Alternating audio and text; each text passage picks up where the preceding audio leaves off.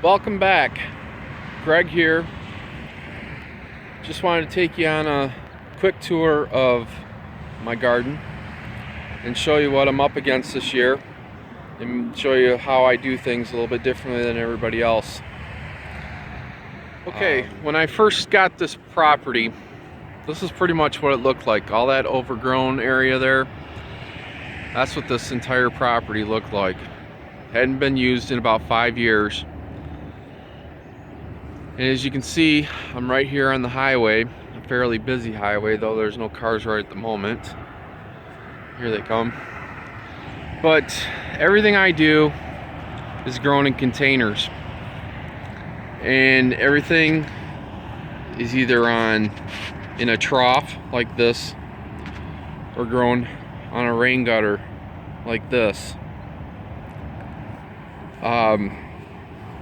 And the reason for this is because it self-waters. Everything like in these buckets. The buckets have holes in them. And then I place a piece of fabric inside, landscape fabric, shade cloth, whatever you want to call it. Not shade cloth, but weed cloth is what I use.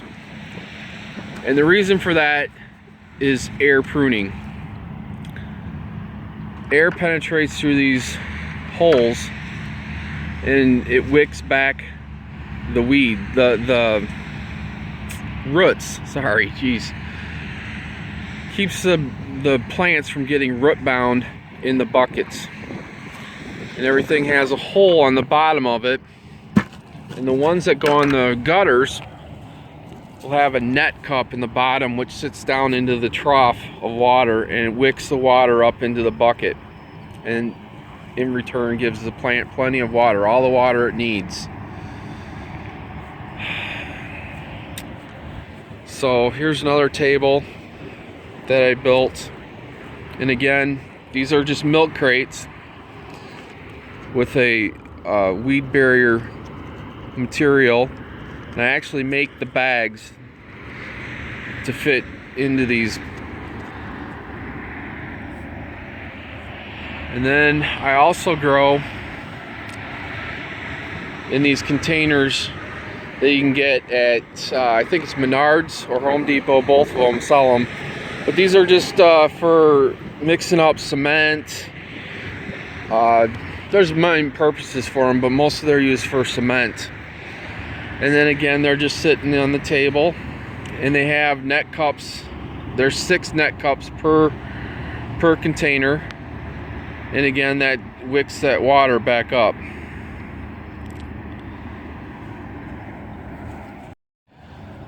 So then here's another gutter at the end, set up for tomatoes. Another row for tomatoes, and boy, did we have some big winds here recently. Blew everything over. I got a lot of work ahead of me trying to fix all that. And another one. So it's not a whole lot, but man, I tell you, the amount of production I get out of just this space is unbelievable.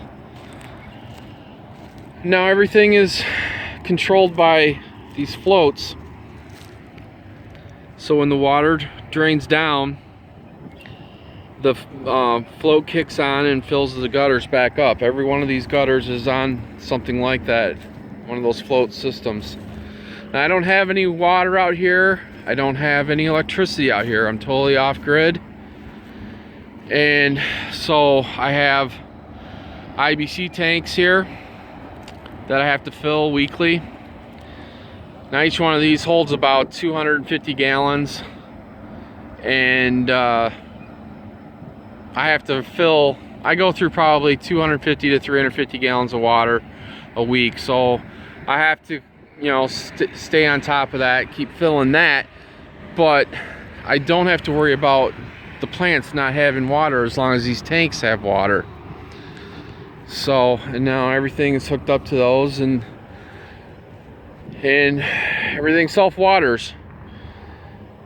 Believe me, it was a real pain in the butt trying to water these troughs without that, and I tried, and I'd have to come out here at least every other night to fill the troughs to make sure that everything had water. So by having the IBC tanks out here, it makes life a lot easier. Not totally easy, but easier. You know, some sacrifices have to be made in order to succeed. I keep talking about sacrifice. You know, sometimes, you know, where there's a will, there's a way. Let's just put it that way. So that's kind of an overview of the garden. There's a lot of work that has to be done here this year. A lot of work every year.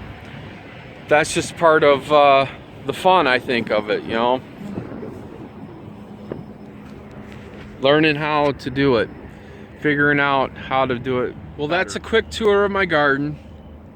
I hope that you'll tune in the future, check on my progress, and see what it is that I'm trying to do out here and in the future. And hopefully I can show you how you can do this at your homestead or at your house even, or even in your driveway or on your balcony. I've seen people do these on rooftops, on balconies, in the smallest of places, because they didn't have a lot of space to grow. And you don't have to grow as much as I am. You can grow one or two things even. Just get out there and do it. That's what you have to do. If you can't, it's not gonna happen if you don't try. And I'm telling you, anyone can do this if you follow the steps. And I'm hoping I can show you those steps. Thanks for stopping by, and hope to see you on the next one.